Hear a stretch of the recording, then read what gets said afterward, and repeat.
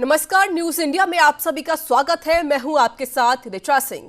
उत्तराखंड के पहाड़ी जिलों में कोरोना संक्रमण तेजी से रफ्तार पकड़ रहा है, जहां कोरोना संक्रमितों की संख्या लगातार बढ़ती जा रही है। 5 पर्वतीय जिले अल्मोड़ा, पौड़ी, रुद्रप्रयाग, टिहरी व उत्तरकाशी में संक्रमण के मामले लगातार बढ़ रहे हैं। पहाड़ी जिलों में पौड़ी गढ़वाल ऐसा पहाड़ी जिला बन गया है जहां अन्य पहाड़ी जिलों के मुकाबले सबसे ज्यादा मामले सामने आ रहे हैं। उत्तराखंड के पहाड़ी जिले पौड़ी में बीते दिन 482 नए मामले सामने आए हैं। जिले का आंकड़ा यहां हर रोज 300 को पार कर रहा है। वहीं कोरोना के कारण अब तक पौड़ी जिले में 150 लोगों की जान भी चली गई है। दरअसल प्रवासियों के ग्रामीण क्षेत्रों में पहुंचने के बाद भी कोरोना के मामले में अधिक इजाफा हुआ है और अब तक 10,000 से अधिक उत्तराखंड प्रवासी जिले के ग्रामीण क्षेत्रों में पहुंच चुके हैं, जिसके बाद से ग्रामीण क्षेत्रों में कोरोना ने अपने पैर पसारने शुरू कर दिए हैं। पहाड़ी जिले पौड़ी गढ़वाल में अब भी 4,000 से अधिक कोरोना सक्रिय केस भी मौजूद हैं और इस पर पूरी तरह काबू पाने के लिए स्वास्थ्य महकमा और सरकार लगातार प्रयास भी कर रही है।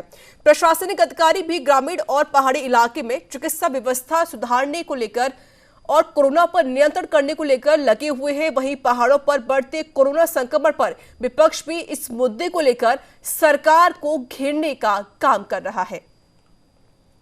तो उत्तराखंड में लगातार कोविड का जो आंकड़ा है वो बढ़ रहा है। आई थी उसमें देखा गया था कि गाँव में काफ़ी पुख्ता इंतजाम थे, लेकिन इस बार जितने भी प्रवासी आ रहे हैं उनको ना क्वारंटीन सेंटर्स मिल रहे हैं, ना ही प्रशासन की तरफ से उपरोक्त पूरी व्यवस्था है। और यही देखने को मिला है कि अभी तक वैक्सीनेशन की भी जिस तरह से किल्लतें हो रही हैं, पंचायती स्तर पर उनका ना पहुँचना भी एक बहुत बड़ी समस्या है। और हमारे जितने भी प्रवासी भाई हैं और जितने भी लोग वापस आ रहे हैं उन सबके साथ एक बहुत बड़ी दिक्कत ये है कि अभी तक इनकी टेस्टिंग नहीं हुई, ना इनके सैंपल्स लिए गए। तो ये जिस तरह से गाँव में आ रहे हैं तो गाँव में भी एक भय का माहौल है। जिस तरह से एक पुराने समय में छुआछूत की बीमारी चल रही थी, कुछ उसी तरह से इन लोगों के साथ व्यवहार भी किया जा रहा है। तो हमारा प्रशासन से अनुरोध रहेगा कि जल्द से जल्द इन लोगों के सैंपल लिए जाए, इनकी टेस्टिंग की जाए और गाँव में हर जगह क्वारंटीन सेंटर बनाए जाएँ ताकि इस प्रकार की जो समस्या है वो ना आए। पूर्व में भी देखते हैं तो पहले से ही हमारे ग्रामीण क्षेत्रों में स्वास्थ्य सुविधाओं का हाल कोई बहुत ज़्यादा अच्छा नहीं है। हम पहले से भी जो है कि इस संकट से जूझ रहे हैं और ऐसे समय में जबकि महामारी फैली हुई है, पहले महामारी का स्तर नगरों महानगरों तक सीमित था, शहरों तक सीमित था और अब महामारी जो है कि गाँव की तरफ अपना कर चुकी है। अब ऐसे समय में ये भी महत्वपूर्ण है कि जो हमारे प्रवासी भाई बहन हैं उन्होंने भी अपने गांव जो है आना ही आना है। उनके आने के कारण भी महामारी को फैलने में जो है कि अत्यधिक मदद मिल रही है। कोविड का केसेस निकल के आ रहा है। हम लोग हर ग्राम पंचायत में प्रयास कर रहे हैं कि वहाँ पर सैंपलिंग किया जाए, हर ग्राम पंचायत में पहुंचकर मेडिकल कैंप लगाया जाए। इसके वजह से अधिक संख्या में हमारे यहाँ पे केसेस का संख्या उभर के आ रहा है और ये हमारे लिए एक अच्छा संकेत भी है, क्योंकि हम जितना टेस्ट करेंगे, उतना ट्रेसिंग करेंगे, उतना ही संक्रमण पे काबू पाने का भी एक अवसर हमको मिलता है। और जिनको हम टेस्ट करते हैं, जिनका सैंपल पॉजिटिव आता है, वो व्यक्ति का इलाज हम लोग जो है, जो मेडिकल प्रोटोकॉल है उसके अनुसार हम कर सकते हैं, जिससे उसकी जान बचाने में भी हमको मदद मिलता है। तो हम लोग पूरा प्रयास कर रहे हैं। हाल के दिनों में 2-4 दिनों से जो संख्या उभर के आ रहा है ये हायर साइड में है, जो अधिक साइड में है, लेकिन ये भी दर्शा रहा है कि हमारा जो सैंपलिंग है वो टारगेटेड है। जो व्यक्ति पूर्व में पॉजिटिव आया है उसके आसपास के जितने लोग पॉजिटिव हो सकते हैं, संपर्क में जो आए हैं, उनका सैंपलिंग हम निश्चित रूप से कर रहे हैं। कोरोना महामारी को रोकने में भाजपा सरकार पूर्ण रूप से विफल हो गई है। अब केवल एकमात्र बचा है पूर्णकालिक लॉकडाउन का, और सरकार को तत्काल जो है इस महामारी से बचने के लिए पूर्ण लॉकडाउन लगाना चाहिए ताकि लोग बच सकें। स्थिति बहुत ही भयावह हो गई है, यहाँ तक कि उत्तराखंड के पर्वतीय क्षेत्र के गांव में भी अब ये कोरोना महामारी बढ़ते जा रही है। कई लोगों की मृत्यु हो गई है और हर घर में बीमार पड़ा हुआ है। ऐसी स्थिति में एकमात्र उपाय अब केवल लॉकडाउन बचा है, इसलिए सरकार को तत्काल लॉकडाउन लगाने की घोषणा करनी चाहिए। तो उत्तराखंड में कोविड का जो कहर है वो लगातार बढ़ रहा है। इसको लेकर सरकार अब सक्रिय भी होगी। हालांकि सरकार की तरफ से पूरी कोशिश की जा रही है कि कैसे इस पे कंट्रोल पाया जाए, कैसे इस कोविड की चेन को तोड़ा जाए। और इसको लेकर भी सरकार ने नाइट कर्फ्यू भी लगा रखा है, लॉकडाउन लगा रखा है, लेकिन जो आंकड़े हैं वो कम होने का नाम नहीं ले रहे हैं। सबसे बड़ी बात है जो पहाड़ी जिले हैं वहां पर भी अब आंकड़ा लगातार बढ़ने लगा है। इसको लेकर अब सरकार और जो चिकित्सा विभाग है वो भी सक्रिय हो गया है। हालांकि जो मरीज है, क्योंकि 14 मई में जो केस आए थे काफी ज्यादा थे उत्तराखंड में, लेकिन आज कल 18 मई थी, तो उसको मद्देनजर रखते हुए केस थोड़े बहुत कम आ गए हैं। ये एक राहत भरी बात भी रही है। इसको लेकर भी अब सरकार की कोशिश है कि हम इस पे कैसे कंट्रोल पा सकते हैं। हालांकि कई नियम लागू कर दिए गए हैं, कई व्यवस्थाएं भी पूरी कर दी गई हैं। डॉक्टर्स की कमी नहीं रहने दी जा रही है, बेड की कमी नहीं रहने दी जा रही है, क्योंकि जो जनता है वो परेशान है कोविड से। जो जनता है वो काफी ज्यादा पैनिक होती हुई भी नजर आती है। हालांकि जो सरकार है वो सिर्फ जनता से अपील कर रही है कि जो भी गाइडलाइंस है उसकी पालना करें, साथ ही साथ घबराएं नहीं, मास्क लगाकर रखें और सोशल डिस्टेंसिंग का पालन करें।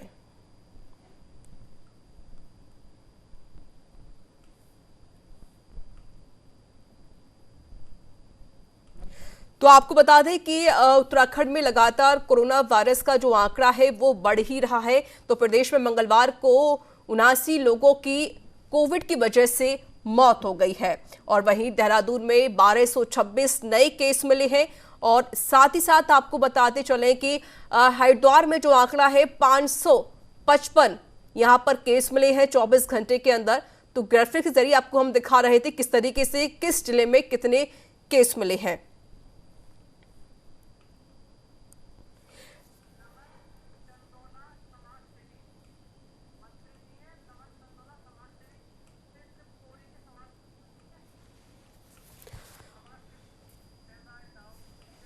और मेरे साथ जुड़ चुके हैं इस बात एक बातचीत करने के लिए समाज सेवी है नमन चंदोला। नमन जी, स्वागत है आपका न्यूज इंडिया में। जी धन्यवाद। नमन जी, पहाड़ी जो जिले हैं उनमें लगातार कोविड का खतरा बढ़ता हुआ नजर आ रहा है। आप पौड़ी में एक समाज सेवी हैं, आप लोगों की सेवा कर रहे हैं कोविड काल में। किस तरीके से आप लोगों की सेवा करें, क्योंकि जो पौड़ी का जो हाल बना हुआ है काफी ज्यादा खराब हो गया है, कोविड केस वहां पर ज्यादा मिलते हुए भी नजर आ रहे हैं। किस तरीके से आप लोगों को जागरूक कर रहे हैं, किस तरीके से आप उन लोगों की सेवा कर रहे हैं नमन जी? हेलो नमन जी, आपको मेरी आवाज मिल रही है? हेलो नमन जी, आपको मेरी आवाज मिल रही है? हाँ जी बिल्कुल जी। नमन जी, पौड़ी में जो हाल बना हुआ है काफी ज्यादा बेकार हो चुका है, क्योंकि वहां पर लगातार कोविड के केस मिल रहे हैं और जो जनता है वो काफी ज्यादा परेशान भी हो रही है। फिलहाल पौड़ी में आप किस तरीके से लोगों की सेवाएं कर रहे हैं? देखिए, इस समय जो हालात है पहाड़ों में काफी चिंताजनक लगातार बने हुए हैं जी। और हम लोग लगातार लोगों को जागरूक कर रहे हैं कि आप लोग जितना संभव हो सके घरों से बाहर ना निकले। जब बहुत ज्यादा जब जरूरत है तभी आप लोग घरों से बाहर निकले। ये हम लगातार मैसेज जो है हर आम जनमानस को पहुंचाने का कार्य कर रहे हैं। वहीं अगर मैं बात करूं तो इस कोरोना काल में जब अब दूसरी वेव लगातार चल रही है, प्रशासन भी अपनी ओर से लगा हुआ है, लेकिन प्रशासन की जितनी भी अभी तक प्रशासन ने जो भी व्यवस्थाएं की है वो कहीं ना कहीं धरातल पर पूरी तरह से उतरती हुई नहीं दिखाई दे रही है। क्योंकि अगर हम बात करें आरटीपीसीआर टेस्टों की, अगर हम बात करें या फिर कोविड वैक्सीन की बात करें, तो आरटीपीसीआर टेस्ट भी की रिपोर्ट भी अभी 20-20, 25-25, 30-30 दिन हो जा रहा है, महीना भर हो जा रहा है, रिपोर्ट नहीं मिल पा रही है। ऐसे में जो लोग कोरोना पॉजिटिव हैं उनको भी उनके द्वारा भी और उनके माध्यम से भी उनको काफी परेशानियों का सामना करना पड़ रहा है। और उनके आसपास जो लोग हैं उनको भी जब पता ही नहीं है कि ये लोग पॉजिटिव हैं या नेगेटिव हैं, तो इस प्रकार से जो जनता है वो भी एक भ्रम की स्थिति भी लगातार पहाड़ों में बनी हुई है। वैक्सीनेशन की अगर बात करें तो लगातार वैक्सीनेशन की भी समस्या बनी हुई है। वैक्सीनेशन की समस्या तो पूरे भारत में है, लेकिन जिस तरह से हमारा भौगोलिक परिस्थितियां हैं पहाड़ों की, सरकार को चाहिए कि वैक्सीनेशन की भी उचित व्यवस्थाएं ग्रामीण क्षेत्रों में भी की जाएं, जो कि अभी तक दिख नहीं रही है। बिल्कुल, यानी कि जिस तरीके से आपने खुद कहा है कि सरकार जो है वो जो कदम उठा रही है वो नाकाफी हो रहे हैं। नमन जी, आप एक समाज से भी, आप लोगों की सेवा भी करते हुए भी नजर आते हैं। मेरा सवाल आपसे ये भी रहेगा कि जो लोग प्रवासी मजदूर हैं जो बाहर से उत्तराखंड में आए हुए हैं, पौड़ी में आए हुए हैं, उनके लिए आप क्या कुछ कर रहे हैं? क्योंकि उनके पास ना तो पैसा है, ना ही उनके पास घर होता है, ना उनके पास कुछ रहने के लिए पहनने के लिए कपड़े होते हैं, तो उनके लिए आप क्या कुछ व्यवस्थाएं कर रहे हैं नमन जी?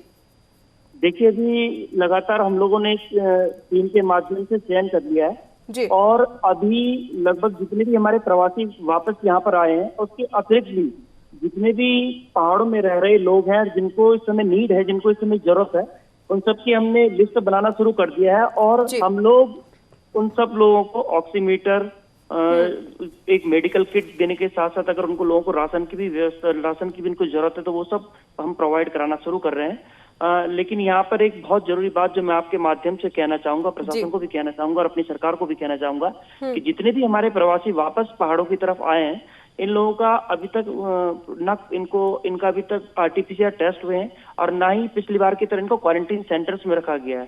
तो ऐसे में हो क्या रहा है कि जब रिपोर्टें ही प्रॉपर माध्यम से या फिर 2 या 3 दिन में नहीं आ रही हैं, तो कोरोना के फैलने के बहुत ज्यादा चांसेस बढ़ चुके हैं। और जो ये फैल भी रहा है उसका यही कारण है कि आरटीपीसीआर रिपोर्ट भी समय पर नहीं आ रही है, और जब रिपोर्ट ही सही टाइम पे नहीं आएंगी तो हम कैसे किसी को मेडिसिन दे सकते हैं।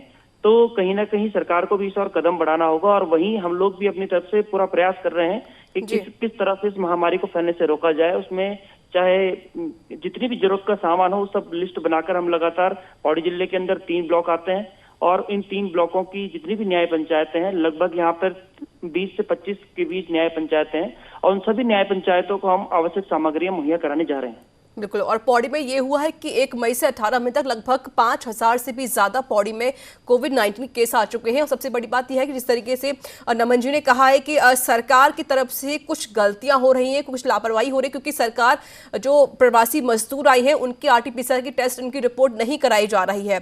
बिल्कुल नमन जी, आप मेरे साथ बने रहेंगे, मेरे सवाल आपसे और भी रहेंगे। मेरे साथ जुड़ चुके हैं देहरादून से संवाददाता है विशाल गर्ग। विशाल, फिलहाल देहरादून में क्या कुछ हालात बने हुए हैं? कोविड-19 के कितने आंकड़े सामने आए हैं 24 घंटे के अंदर, और कितने लोगों की मौत हो गई है कोविड-19 से? विशाल, देखिए रीचा, लगातार क्योंकि आंकड़ा जो है वो लगातार बढ़ ही रहा है, क्योंकि आप जिस तरह से देख रहे थे कि पहले जो 8000 9000 के जो आंकड़े आ रहे थे कोरोना पॉजिटिव के, हालांकि उसमें कमी देखी गई है, उसमें अब 5000 के आसपास ही जो आंकड़े हैं पूरे प्रदेश के वो आ रहे हैं। लेकिन जिस तरह से हम देख रहे हैं कि मौत का आंकड़ा कहीं ना कहीं बढ़ा हुआ है, वो चिंताजनक है। वो सरकार को कहीं ना कहीं चीज जो है वो चुभ रही है कि इतना चीजें कराने के बाद भी, इतनी व्यवस्था करने के बावजूद भी हम इस पर कंट्रोल नहीं कर पा रहे हैं। क्योंकि देखिए, व्यवस्था कहीं ना कहीं मुख्यमंत्री तीरथ सिंह रावत खुद फील्ड में उतर करके इसका जायजा ले रहे हैं, अपने तमाम कैबिनेट मंत्रियों को उन्होंने लगा दिया है, अधिकारियों से वो काम ले रहे हैं। लेकिन उसके बावजूद भी जो ये महामारी है इसको कंट्रोल करना कहीं ना कहीं चुनौतीपूर्ण हुआ है सरकार के लिए। और लगातार, क्योंकि जिस तरह से हम देख रहे हैं कि लगातार वो करते हुए भी नजर आ रहे हैं, अपील भी लोगों से कर रहे हैं, और ऐसे में कोई भी व्यक्ति बाहर भी निकल रहा है तो उसके खिलाफ भी कार्रवाई कहीं ना कहीं होती हुई नजर आ रही है, अगर वो बेवजह घरों से बाहर निकल रहा है। और लोगों को जरूरी चीजें पहुंचाने की जो व्यवस्था है वो यहाँ पर की जा रही है। साथ ही अगर किसी व्यक्ति को कुछ भी नीड हो रही है ऑक्सीजन की या बेड की, तो उसके लिए भी सरकार ने पर्याप्त मात्रा में यहाँ पर जो व्यवस्था है उसको करा रखा है। लगातार रोज हम देख रहे हैं कि कहीं से ऑक्सीजन सिलेंडर मंगा रहे हैं और उनको फॉरवर्ड किया जा रहा है, और ऐसे भी हो रहा है कि बेडों की जो व्यवस्था है उसको भी दिन प्रतिदिन बढ़ाया जा रहा है। लेकिन इसमें सीधी सी बात यही है कि लोगों को जो जागरूकता की कहीं ना कहीं थोड़ी सी कमी महसूस हो रही है। लोगों को जागरूक करने में सरकार कहीं ना कहीं थोड़ी सी सक्षम नहीं हो पा रही, क्योंकि लगातार हम देख रहे हैं या फिर लोग ही जागरूक नहीं होना चाह रहे हैं। उन्हीं की थोड़ी सी कमियों के कारण इतना बड़ा जो मामले हैं वो लगातार प्रदेश में बढ़ रहे हैं। हालांकि अभी प्रदेश में जो आंकड़े हैं उनमें गिरावट जरूर आई है, लेकिन जो मौत का आंकड़ा है वो भी बहुत ज्यादा बढ़ गया है। ऐसे में फंगल इन्फेक्शन हो जाना और लगातार इस तरह की जो चीजें हैं वो आ रही हैं सामने, तो तमाम चर्चा सरकार कर रही है, तमाम विषयों पर चर्चा कर रही है। लेकिन जिस तरह से हम देख रहे हैं कि आंकड़े में कमी है, लेकिन मौत के आंकड़े लगातार बढ़ रहे हैं, तो उस पर भी कहीं ना कहीं चोट करने की अब जो कोशिश है वो सरकार करती हुई नजर आ रही है। बिल्कुल विशाल, क्योंकि कोविड का जो कहर है वो तो खत्म हुआ नहीं है, लेकिन अब फिर से यहाँ पर जो ब्लैक फंगस की जो बीमारी है वो उसका खतरा भी उत्तराखंड में बनता हुआ नजर आ रहा है। मेरे साथ जुड़ चुके हैं पौड़ी से संवाददाता है कुलदीप बिष्ट। कुलदीप, फिलहाल पौड़ी में क्या कुछ हालात बने हुए, कितने आंकड़े सामने आए हैं पौड़ी में कोविड-19 के? कुलदीप मैं बताना चाहूंगा कि जिस तरह कोरोना संक्रमण की दूसरी लहर अब पहाड़ी जो शहरी क्षेत्र के बाद अब पहाड़ी क्षेत्रों में भी अपने पांव पसार रही है, यह पहाड़ी क्षेत्र के जो लोग हैं उनके लिए बड़ा खतरा बना हुआ है। देखिए, जो पहाड़ी क्षेत्र होते हैं वहाँ सबसे पहली जो सुविधाएं होती हैं, जो आम जनमानस को चाहिए होती हैं, वो स्वास्थ्य की होती हैं। लेकिन आपने कई न्यूज चैनलों में भी देखा होगा, पोर्टलों के जरिए आप लोगों को ये जानकारी मिलती रहती है कि स्वास्थ्य सेवाएं ग्रामीण क्षेत्रों में बड़े बुरे हाल रहते हैं, ऊपर से कोरोना का डर अब जो ये ग्रामीण लोग हैं इनको सता रहा है। जी बिल्कुल कुलदीप, जिस तरीके से आपने खुद कहा कि वहां पे जो केस बढ़ ही रहे हैं, लेकिन क्या कुलदीप आपने किसी अधिकारी से बात करने की कोशिश की है कि वहां पर क्यों व्यवस्थाएं नहीं की जा रही हैं, क्यों वहां पर अव्यवस्थाएं बनी हुई हैं?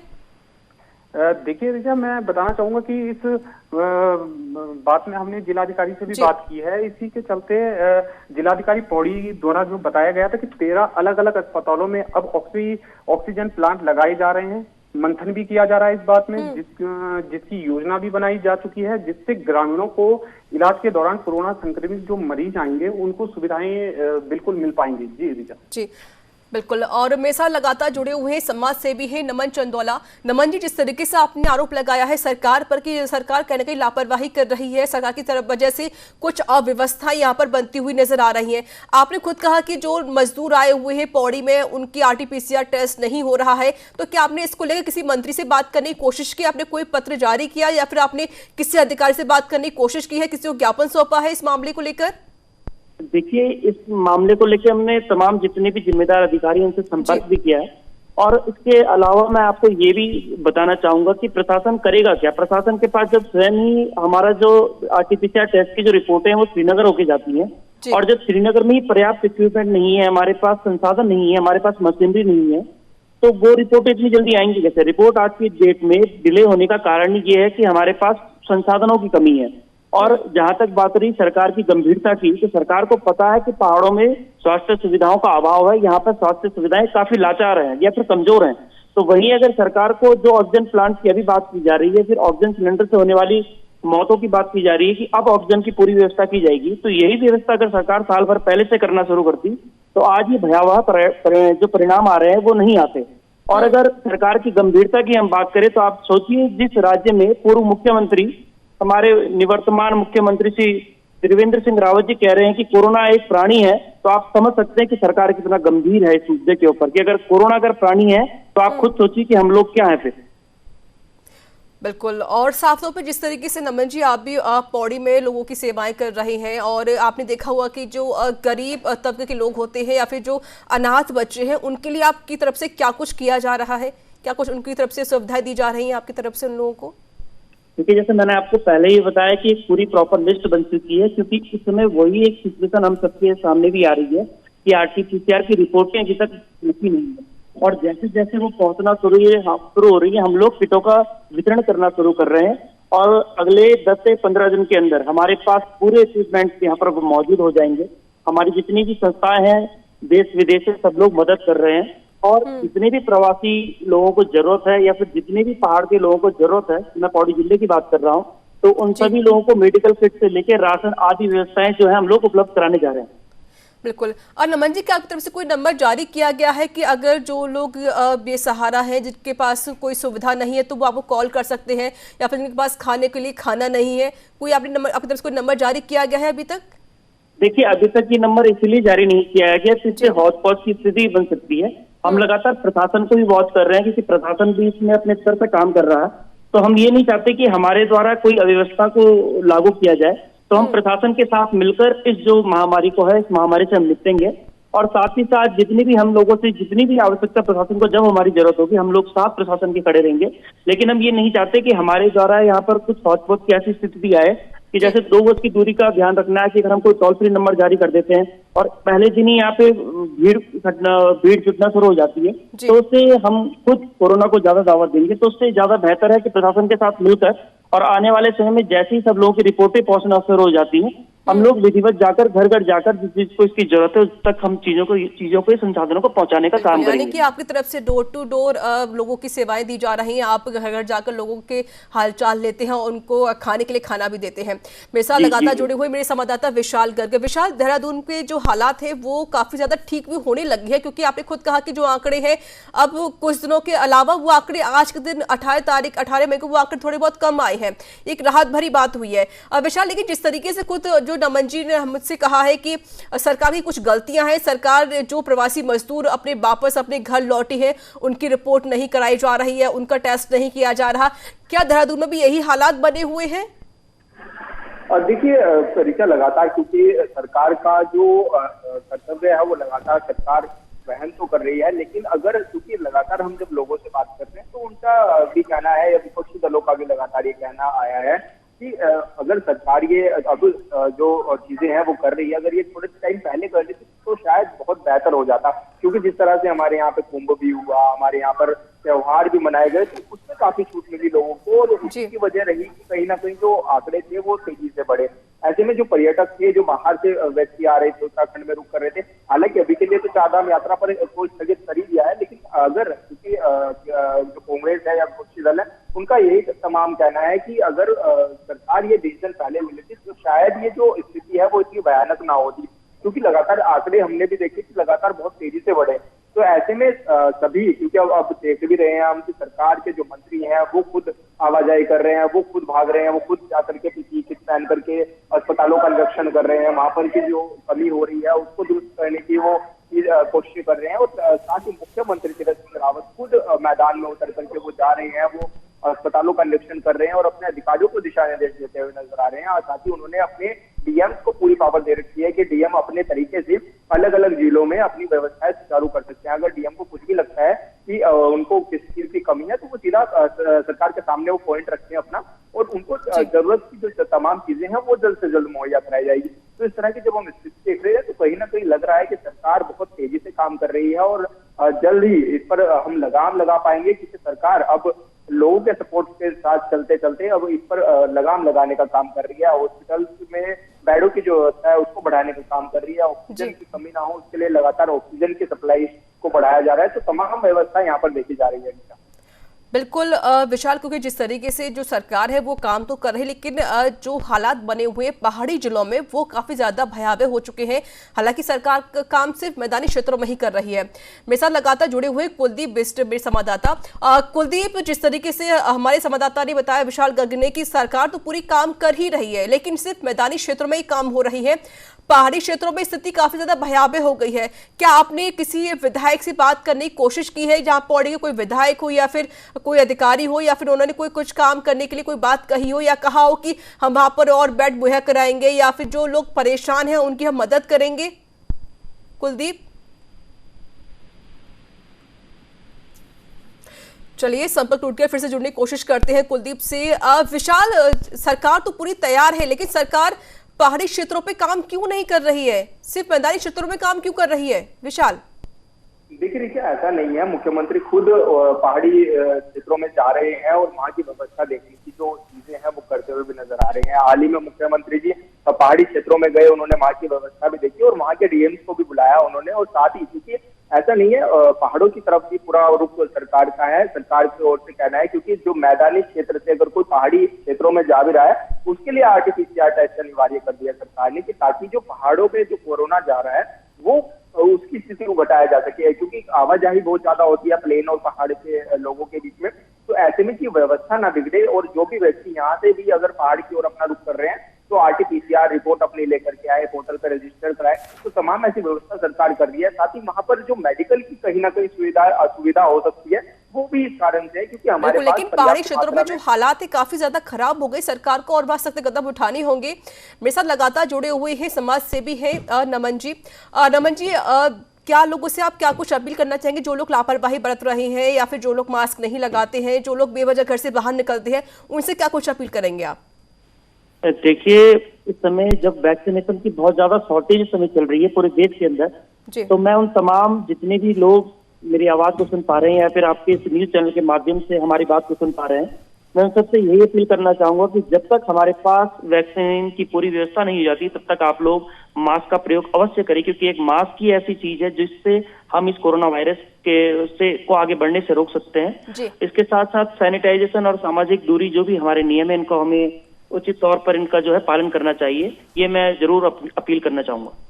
चलिए, बिल्कुल नमन जी, आपको बहुत बहुत शुक्रिया हमसे बातचीत करने के लिए, और विशाल आपका बहुत बहुत शुक्रिया, और कुलदीप आपका बहुत बहुत शुक्रिया। तो लगातार कोविड के जो आंकड़े हैं वो तो बढ़ ही रहे, लेकिन पहाड़ी क्षेत्रों का जो माहौल है वो काफ़ी ज़्यादा खराब हो गया है, क्योंकि पहाड़ी क्षेत्रों में ज़्यादातर कोविड के आंकड़े सामने आ रहे हैं। हालांकि जिस तरीके से 24 घंटे में जो आंकड़े हैं उत्तराखंड में वो थोड़े बहुत कम आए हैं, फिर भी सरकार को और सख्त कदम उठाने होंगे, क्योंकि जो ब्लैक फंगस का खतरा है वो भी उत्तराखंड पर मंडराने लगा है।